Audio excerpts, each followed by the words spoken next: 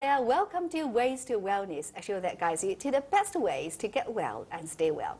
Here we are giving you a fair stage on which to demonstrate both traditional Chinese medicine and Western medicine solutions. But we just show the different options. You are the one to decide which is the best treatment for you. Before we start to discuss, let me pose a question. How clean do you think the inside of your body really is? Or in other words, can you excrete every bit of the waste from your body with ease? Yes, today we will talk about constipation. And now I would like to introduce our patient and doctors of today. Our patient is Anna from Spain, Dr. Saeed from US. Dr. Saeed is US-trained doctor of Western medicine. Dr. Saeed Marafzali works as an internal medicine physician at Shanghai United Family Hospital and Clinics. He received his medical degree and master's degree of health administration in the United States.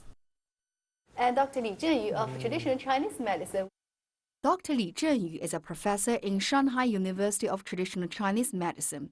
He specializes in combining massage therapy with acupuncture and Chinese herbal medicine in his treatment.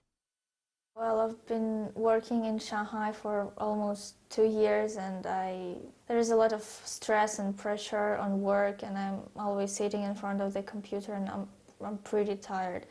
And also I have a problem with my stomach. I have a constipation actually, and I have a stool like maybe once or twice during the week, and I feel that my stomach is full all the time. I feel really horrible. I just want to get some suggestion from the doctor. Under pressure from their work, studies, or other situational stress, many people have trouble staying regular when it comes to going to the bathroom. If these stressful experiences build up, people might start to suffer from hard and dry stools, which can gradually turn into chronic constipation. Long-term constipation produces harmful substances, which, if not eliminated from the human body, can cause anemia, anal fissure, hemorrhoids, and rectal ulcers. It can even increase the risk of rectum cancer. But how can you tell if you're really constipated? What's the true definition of constipation? Let's listen to what our experts have to say. 到什么样的程度算便秘？就一个星期几次算便秘？这个便秘呢，它不是一个病，它是一个症状。那么这个排便呢，它是有个习惯的问题的。那么，不能说你完全按照某多少天数排便来衡量，要跟你以前的习惯。比如说你以前是每天1次的，那么最近呢，可能要3天、4天，甚至5天1次了。那么我们可以考虑到它是便秘了。这是相对来说。相对来讲的。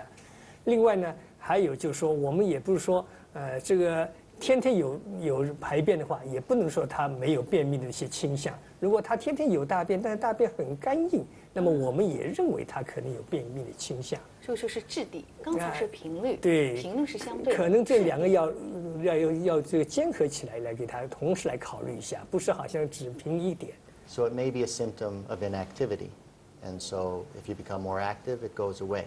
It may be a symptom of an imbalanced diet. So you fix your diet, it may go away. It could be a symptom of depression, stress. Depression. So is it a symptom of depression or the cause of depression?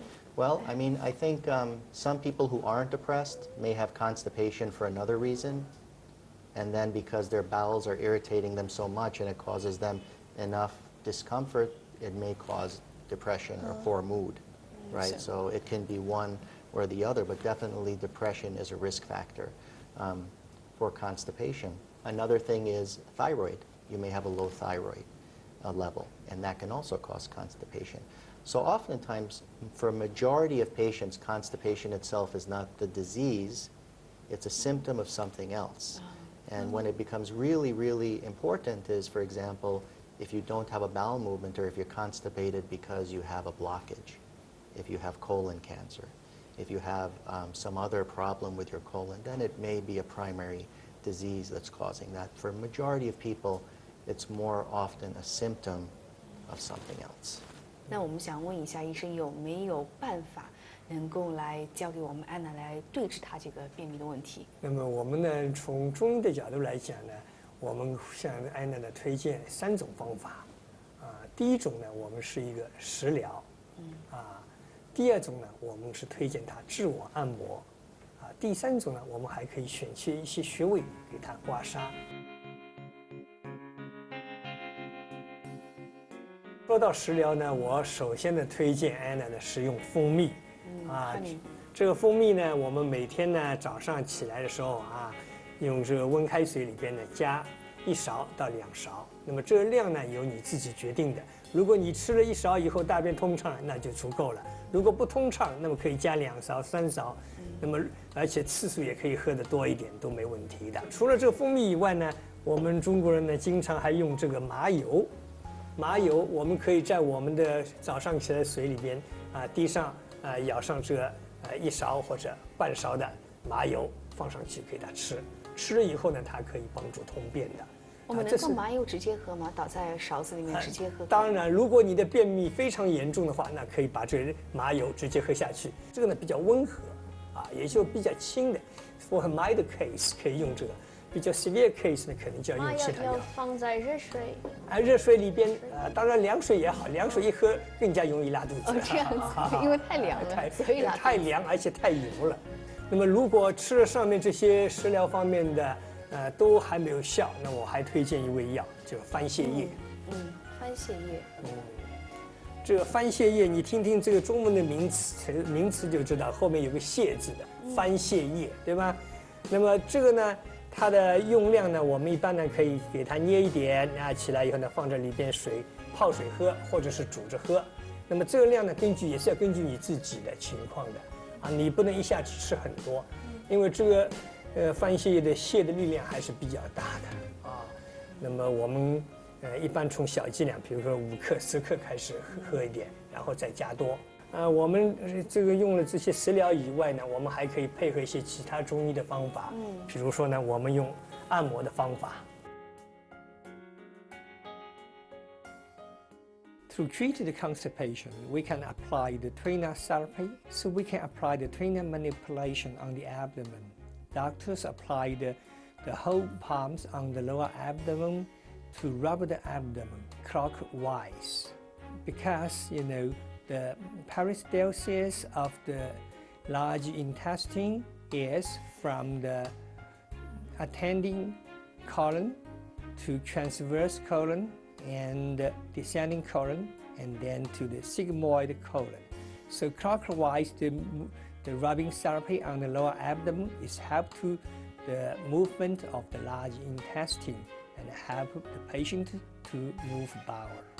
So this manipulation can apply the abdomen for 2 or 5 minutes. 除了这个按摩以外呢，我还可以用一个刮痧板呢，在我们脚上的一个叫上巨虚给它刮了以后呢，它也有通便的作用。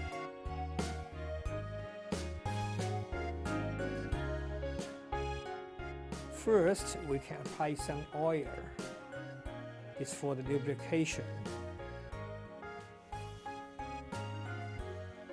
The location of the 上巨虚 ST37 is the 3 寸 below the stomach 36 足三里, just right here, and then we can scraping. When I apply the scraping therapy, we scraping the area, just let the local area turns a little bit red, that's enough. Lots of people suffer from constipation, but only a small amount of people actually go see a doctor about it. Many patients try various treatments at home, such as enemas. 这个肠换了以后了吧，就是排毒，用清肠药就像打扫卫生一样。经常灌肠的话，总归有点伤害的。好像听说过灌肠法，灌肠就是排毒吧，好像是。Is that really good for our bodies? Doctors have heard that as to the most severe constipation, we may apply colon cleansing. Is it right? Or is it helpful to have this kind of cleansing in your body? Well, from my perspective, I think in theory it sounds like it makes sense, right? When somebody says, well, I'm full of stool and I can't have a bowel movement, I need to clean my colon and I need cleansing. But In practice, it hasn't proven to be so beneficial to my knowledge. I don't know of any medical societies that recommend colon cleansing as part of a treatment for constipation, you know, or colonic flushing, what they do. I think we have to be aware that we have to find the underlying cause, number one. And number two, when we do colon cleansing, you can potentially run into side effects, you know, from shooting water up into the colon, and it probably has its own risks. And I'm not sure that procedure has been studied so much. Going for this every week or every month because it keeps you healthy, I think, is not true.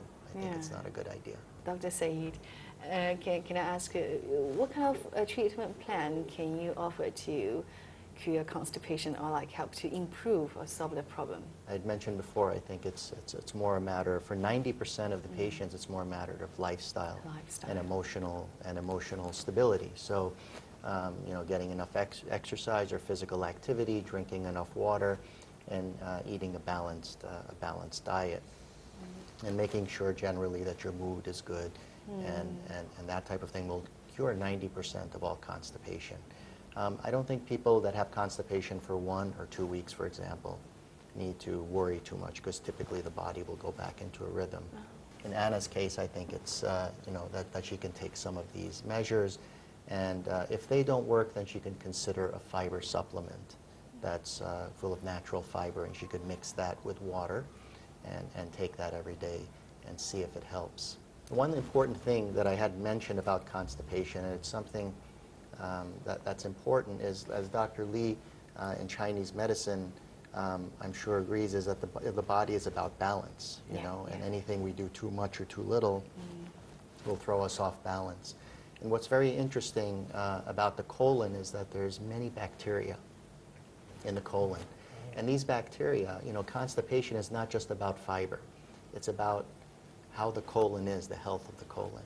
And the health of the colon is full of bacteria. And the foods that we eat feed these bacteria. And if we eat the wrong type of foods, we have an imbalance in the right kind of bacteria and the wrong type of bacteria. So what food should we avoid? Yeah. Well, I think in general, you know, this is a very new science that people are talking about, but I think pretty much always people talk about eating whole foods. And I think the foods that you should avoid are processed foods. The food that you should avoid are things that are made in the factory and put in bags and processed. And those are the foods that generally cause much more problem. I think, like I mentioned, whole foods, things that are grown, things in their natural form, are a much safer bet. And the bacteria in the colon generally will be, according to the science, the new science, is that you have a much healthier colony of bacteria in the colon when you feed them the right foods.